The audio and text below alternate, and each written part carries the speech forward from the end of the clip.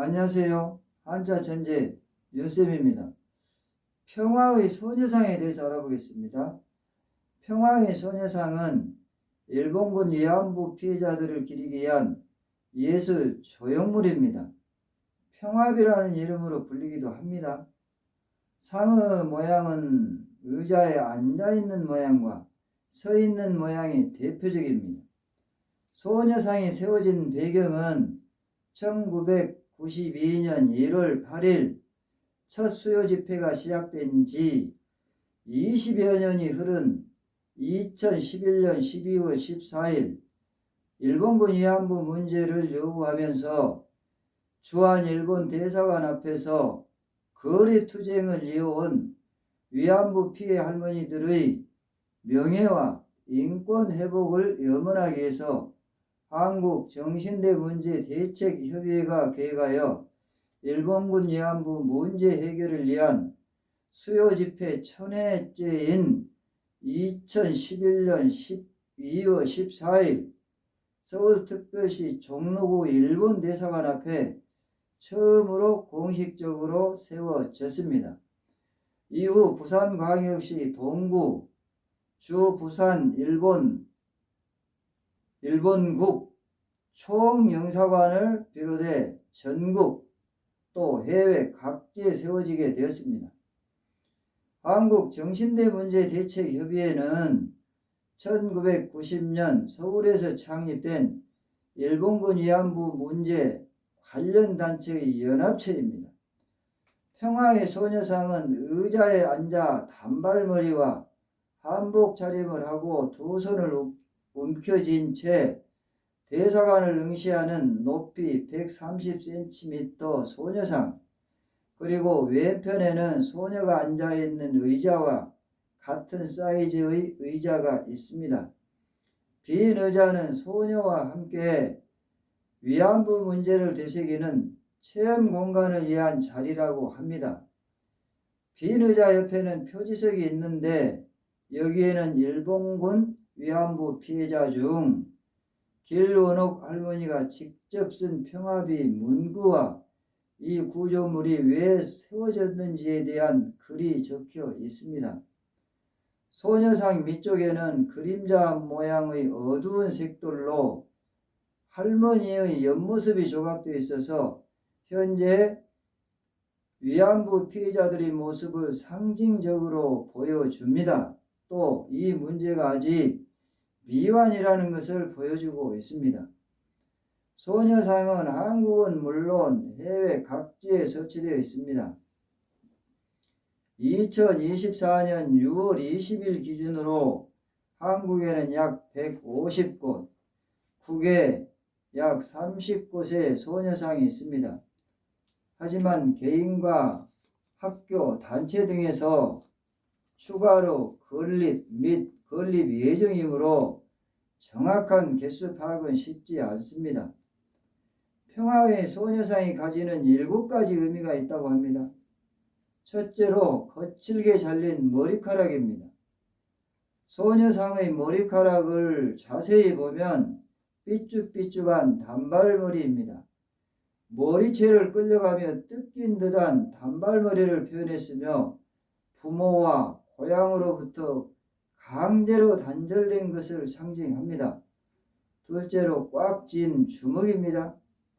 굳게 쥐고 있는 주먹은 아직까지 일제의 사과와 배상을 받지 못한 것에 대해서 강력히 싸우겠다는 굳은 의지를 표현한 것이고 일본 정부의 사과를 받아내겠다는 의지입니다.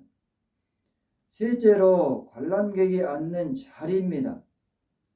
위안부 할머니와 함께 싸워나가야 하는 우리의 자리이며 동시에 세상을 떠난 할머니들의 빈 자리이기도 합니다. 넷째로 어깨 위의 작은 새입니다. 새는 자유와 평화의 상징입니다. 또한 세상을 떠난 할머니와 우리들을 이어주는 매개체이자 연결고리입니다.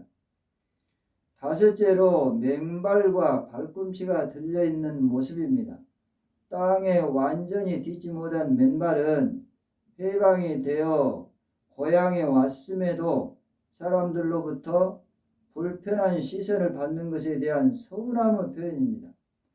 도망가지 못하도록 신발을 빼앗겼지만 고향에 돌아와도 편히 정착하지 못하는 할머니들의 서름입니다. 여섯째로 그림자 안의 하얀 나비입니다. 돌아가신 할머니들이 나비로 환생해서라도 일본의 사과를 받겠다는 염원입니다. 일곱째로 할머니 형상의 그림자입니다. 할머니 형상의 그림자는 오랜 시간 풀리지 않는 한과 가슴앓이를 뜻합니다. 2015년 12월 28일 한국과 일본 정부는 일본군 위안부 협상을 타결하였습니다. 여기에는 대사관 앞 소녀상 문제에 대한 해결을 요구하는 내용이 있었습니다. 이에 소녀상 철거를 전제로 돈을 받았다는 등의 비난이 일자 정부는 사실과 다른 보도 자제를 부탁한다는 의견을 표명한 바 있습니다. 하지만 논란은 사그라들지 않은 채 아직도 비판의 대상이 되고 있습니다. 그러나 한국인들 중에서도 소녀상에 대해 비판하는 사람들이 있습니다. 이는 일본 과거사 청산 부분에서 일본에서 받은 거액을 피해자들에게 직접적인 보상을 하지 않은 한국의 책임이 일정 부분 존재하는 상황 때문이기도 합니다.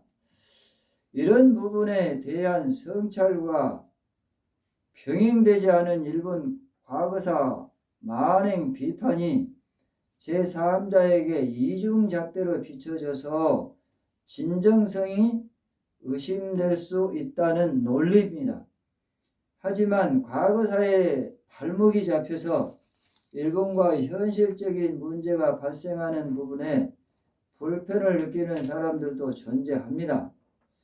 한국이 대승적 차원에서 미래지향적 관계를 구축해야 하는데 과거사에 매몰되어서 현실적으로 북한, 중국에 대항하는 구도인 한미일 관계를 깨뜨리는 구도가 되어서 우리의 도움이 되지 않은 방향으로 나가고 있는 부분이 이들에게 불편한 부분이고, 이러한 문제의 상징이 되는 존재가 위안부 평화비라는 주장입니다. 그 외에 소녀상에 테러를 가하는 등 일본 극우에 동조하여 한국을 비방하는 국내 일뽕들입니다. 일뽕을 보시겠습니다. 일뽕은 일빠라고도 합니다. 일뽕, 일빠 같은 말입니다. 일뽕은 지나치게 일본을 단순히 좋아하는 수준을 넘어서 과도하게 추앙하고 찬양하는 사람들을 일컫는 말입니다. 한국의 일뽕들은 대부분 단순히 일본을 추앙하는 것을 넘어서 한국을 혐오하는 경우가 많이 있습니다. 구독을 꾹 눌러주시면 고맙겠습니다.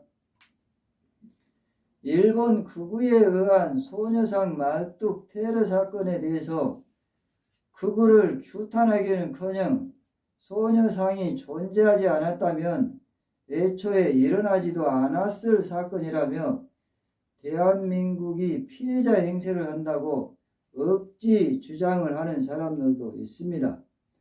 일베 저장소에서는 일본인으로 가장하여 소녀상에 침을 뱉었습니다.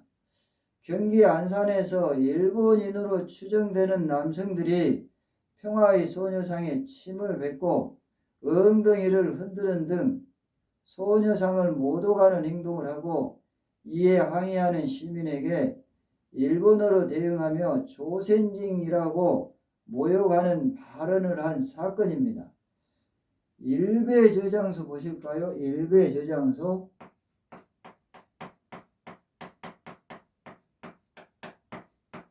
일베 저장소. 일베 저장소는 주식회사 IB에서 통신 판매업으로 운영하고 있는 대한민국의 인터넷 커뮤니티입니다. 일간 베스트 저장소입니다. 약칭 일베라고도 합니다. 용의자를 검거한 결과 이들은 모두 한국인인 것으로 드러났습니다. 결국 위안부 문제에 불편하다는 시각을 드러낸 목적이라는 것이 밝혀졌습니다. 또 이들이 일간 베스트의 회원인 것이 밝혀졌습니다. 본인이 천황폐하 만세를 외쳤다는 것도 사실로 밝혀졌습니다. 한자천재 유쌤이었습니다. 수고하셨습니다.